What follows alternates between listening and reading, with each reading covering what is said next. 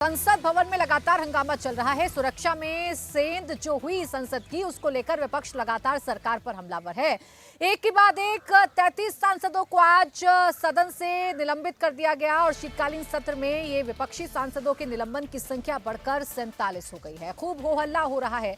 विपक्षी दल एक साथ मिलकर सरकार पर हमला बोल रहे हैं, लेकिन इन सब के बीच इंडिया अलायंस में क्यों दरारें नजर आ रही हैं? कल होने वाली इंडिया अलायंस की बैठक में क्या सब कुछ ठीक हो जाएगा? क्या सांसदों के निलंबन पर एकजुट हो जाएंगे तमाम राजनीतिक दल, या ये दरारें बढ़ती जाएंगी? इसी पर देखिए आगे स्पेशल रिपोर्ट। कुछ लोग तो कह रहे हैं कि आज की इस हैट्रिक ने 24 की हैट्रिक की गारंटी दे दी है। ये चुनाव नतीजे कांग्रेस और उसके घमंडिया गठबंधन के लिए भी बहुत बड़ा सबक है।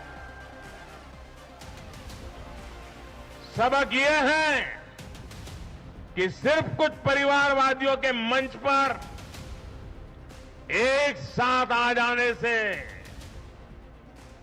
फोटो कितनी अच्छी निकल जाए, देश का भरोसा नहीं जीता जाता।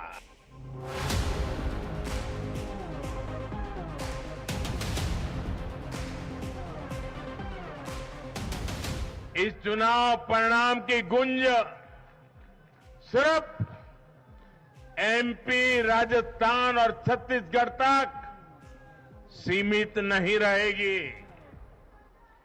इन परिणामों की गूंज दूर तक जाएगी। 3 दिसंबर को 4 राज्यों के असेंबली इलेक्शन के नतीजे आने के बाद मोदी ने जो भविष्यवाणी की थी, वो भविष्यवाणी अब सही साबित हो रही है। 2024 के चुनाव में बस कुछ महीने बाकी हैं, लेकिन 3 राज्यों में कांग्रेस की हार ने गठबंधन का गणित बिगाड़ दिया है। हार ने अलायंस में कांग्रेस की हालत कमजोर की है और कई पार्टियां अब अपना अपना दावा लेकर मैदान में उतर आई हैं। 19 दिसंबर को अलायंस की मीटिंग है।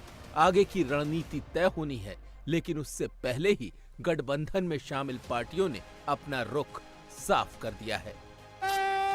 माता की वंदे। पंजाब वो राज्य है जहां कांग्रेस और आम आदमी पार्टी के बीच सीटों को लेकर पेंच फंस सकता है। यहां आम आदमी पार्टी सरकार में है, लेकिन लोकसभा में कांग्रेस के सबसे ज्यादा सांसद हैं। पंजाब में 13 लोकसभा सीट हैं। इसमें कांग्रेस के पास 8 सीटें हैं। अकाली दल और बीजेपी के पास 2-2 और आम आदमी पार्टी का 1 सांसद है। अब पंजाब को लेकर इंडिया अलायंस के बीच जब सीटों का बंटवारा होगा, तो कांग्रेस और आम आदमी पार्टी दोनों ही ज्यादा से ज्यादा सीटें चाहेंगी। इंडिया अलायंस की बैठक से पहले ही अरविंद केजरीवाल ने पंजाब की सारी सीटों पर चुनाव लड़ने का ऐलान कर दिया है। सारी पार्टी वाले बड़े दुखी हो गए हैं। इनको लग रहा है अब इनकी परमानेंट नौकरी गई, अब इनको दोबारा कोई वोट नहीं देगा। जैसे दिल्ली में 3 बार, पहली बार लोगों ने 28 सीट दी, दूसरी बार 70 में से 67 सीट दी, तीसरी बार 70 में से 62 सीट दी।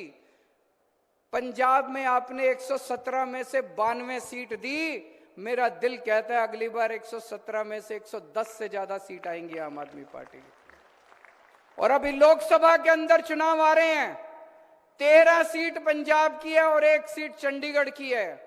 मेरा दिल कहता है जिस तरह से अभी पंजाब के अंदर घर घर के अंदर खुशी छाई हुई है, किसी का बिजली का बिल बंद हो गया, किसी के बच्चे का एडमिशन हो गया, कोई तीर्थ यात्रा में चला गया, किसी का बिना रिश्वत काम होने लग गया, सारे हर आदमी को फायदा हो रहा है पंजाब के अंदर।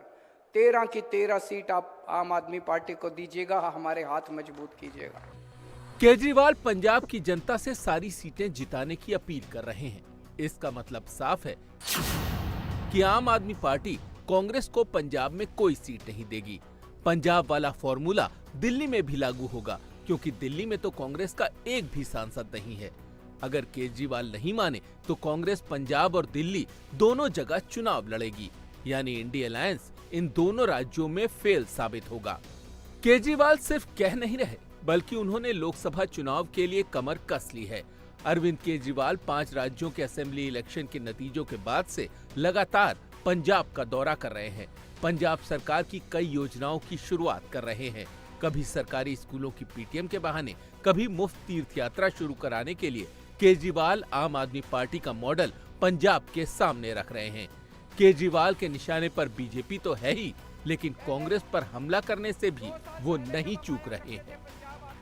पहले बिजली नहीं आती थी, 7-7, 8-8 घंटे के पावर कट लगते थे, अब 24 घंटे बिजली आने लगी है। बहुत सारे लोगों ने कहा पहले 10-10, 15-15 हजार रुपए के बिजली के बिल आते थे, अब 0 बिजली का बिल आता है, बिजली मुफ्त हो गई है आम आदमी पार्टी की सरकार में। लोग बहुत खुश हैं। जो मान साहब ने अभी कहा, सबसे पहले हम 2014 में चुनाव लड़े थे लोकसभा का, हमारी 4 सीट आई थी। 2019 में 1 सीट आई थी। इस बार जितना प्यार और जितना आशीर्वाद आप लोगों का मिल रहा है, मेरा भी दिल कहता है गुरुजी महाराज के आशीर्वाद से इस बार 13 में से 14 सीट आएंगी आम आदमी पार्टी की पंजाब। आप जानते हो, जब भी कोई हिंदुस्तान के सामने खड़ा होता है, इंडिया के सामने खड़ा होता है, तो जीत किसकी होती है कहने की जरूरत भी नहीं। ये लड़ाई ऑपोजिशन और बीजेपी के बीच में लड़ाई नहीं है। बीजेपी की विचारधारा उनकी सोच के खिलाफ है। ये देश की आवाज के लिए लड़ाई है और इसीलिए ये नाम चुना गया, Indian national developmental inclusive alliance, मतलब इंडिया।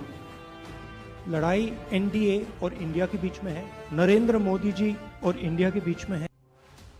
जुड़ेगा भारत, जीतेगा इंडिया के नारे के साथ ये सारी पार्टियां साथ में आई थीं।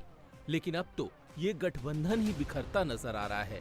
पहले हम आपको ये बताते हैं कि 2019 चुनाव में जो यूपीए एनडीए के खिलाफ लड़ा था, उसमें और इंडिया अलायंस में क्या बड़ा अंतर है। स्टेट वाइज इसे समझने की कोशिश करते हैं। यूपीए में कांग्रेस ही सबसे बड़ी पार्टी थी, जिसका पूरे देश में प्रभाव है, लेकिन मुख्य रूप से मध्य प्रदेश, राजस्थान, छत्तीसगढ़, पंजाब, हिमाचल प्रदेश, तेलंगाना, केरल, कर्नाटक, गुजरात, दिल्ली, हरियाणा, ओडिशा, गोवा, आंध्र प्रदेश जैसे राज्यों में वो अकेले या छोटी पार्टियों को कुछ सीटें देकर चुनाव लड़ी थी।